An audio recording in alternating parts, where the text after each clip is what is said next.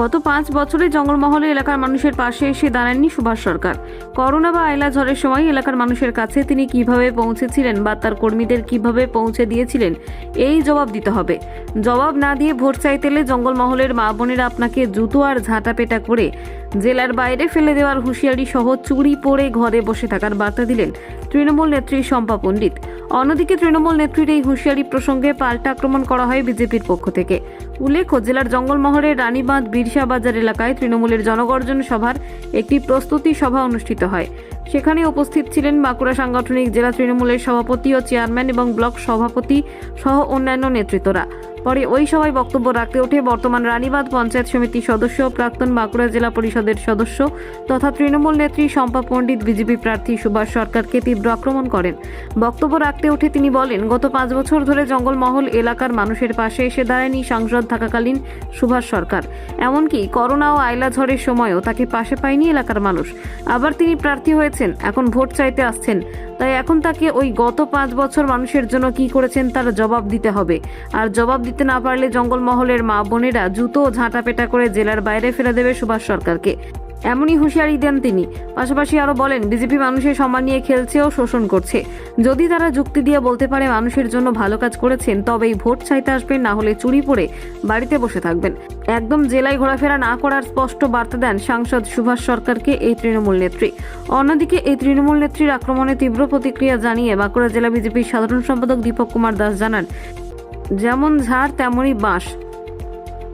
যে দলের যেমন নেত্রী সেই দলের তেমন নেতা বা নেত্রী হবে, এটাই স্বাভাবিক। তারা প্রত্যেককে কোনো না কোনো চুরি ডাকাতির সঙ্গে যুক্ত, আর এখন মুখে বড় বড় বুলি আওড়াচ্ছে। আর জুতো আর ঝাঁটাকে খাবে লোকসভা ভোটের পরেই জানতে, তার জন্য পশ্চিমবঙ্গের মানুষ প্রস্তুত আছে। তার কারণ আজকে হুঁশিয়ারি দেবার মতোই সুভাষ সরকার কাজ করেছে।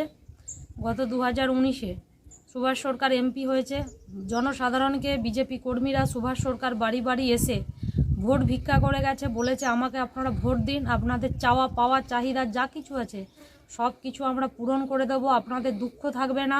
আমি যদি এমপি হতে পারি, আমি দিল্লি গিয়ে প্রধানমন্ত্রীকে আপনাদের সুখ দুঃখের খবর জানাবো, তাই দয়া করে আপনারা আমাকে ভোটটা দিন। কিন্তু 2019 থেকে 2024 পেরিয়ে গেল, সুভাষ সরকার তার তহবিলের যে 25 কোটি টাকা 5 বছরে পেয়েছে, সেই 25 কোটি টাকা কোথায় খরচা করেছে, কি উন্নয়ন করেছে, কত সাধারণ মানুষের কাছে এসে পৌঁছেছে? সাধারণ মানুষের কাছে একটা ট্রিপল পৌঁছে দিয়েছে কি? করোনার সময় 1 কেজি চাল, আলু, ডাল পৌঁছে দিয়েছে কি? সুভাষ সরকার মানুষের বাড়ি বাড়ি এসে সুখ দুঃখের খবর নিয়েছে নাকি ভোটে জিতার পর থেকে এলাকায় একদিনও এসেছে? কোনো দিনেও আসেনি। আবারও আজকে সুভাষ সরকার প্রার্থী হয়েছে। তাই আমি বলতে চাই যে কোন মুখে, কোন লজ্জায় আরও বিজেপি সরকার সুভাষ সরকারকে প্রার্থী করলো? যে সুভাষ সরকার আজকে মানুষের ইমোশনাল দিয়ে খেলেছে, মানুষের সুখ দুঃখের সাথী হবে বলে বেইমানি করেছে, প্রতারণা করেছে, সেই সুভাষ সরকার আবার প্রার্থী হয়েছে। আবার মানুষের বাড়ি বাড়ি আসবে, আবার মানুষকে প্রতিশ্রুতি দিবে, আবার মানুষকে ভুল বোঝাবে। তাই আমরা এই 5টা বছর নীরবে দেখে গেছি, নীরবে সহ্য করে গেছি সুভাষ সরকারের অন্যায়, আমাদের প্রতি বঞ্চনা। তাই আমরা এই প্রতারণা, এই বঞ্চনার শিকার হব না। সে যদি তার উন্নয়ন দেখাতে পারে তবেই যেন আমাদের জঙ্গলমহলে ঢোকে। আর যদি উন্নয়ন দেখাতে না পারে, এখনও বলছি সুভাষ সরকারকে ঝাঁটা আর জুতো মেরে আমরা বাঁকুড়া জেলার বাইরে ফেলে দেবো। দাদা, জঙ্গলমহলের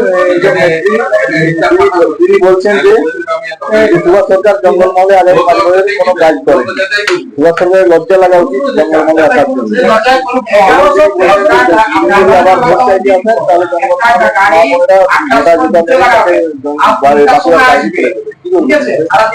দেখুন, তৃণমূল কংগ্রেসের যেমন নেত্রী তেমনি নেতা, অর্থাৎ যেমন ঝাড় তেমন বাস।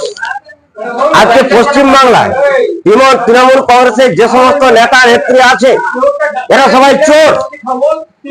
এদের বিরুদ্ধে তদন্ত শুরু হয়েছে। এরা সকলে আপাদমস্তক কোনো না কোনো ঘটনার সঙ্গে যুক্ত আছে। যদি সঠিক তদন্ত হয়, আজকে পশ্চিম বাংলায় এই তৃণমূল কংগ্রেসের যে সমস্ত নেতা এবং নেত্রী আছে, তারা কোনো না কোনো ঘটনার সঙ্গে, চুরির সঙ্গে যুক্ত আছে। আজকে সুভাষ সরকারের বিরুদ্ধে কথা বলছে, এত প্রকাশ্য মঞ্চে এত গুলি উড়ানোর কি আছে?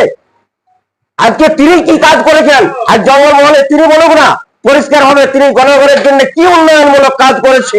কেবলমাত্র পশ্চিম বাংলায় আজকে মিথ্যা প্রতিশ্রুতি আর ধোঁকাবাজির ট্যাবলেট খাওয়াচ্ছে পশ্চিম বাংলার জনগণকে।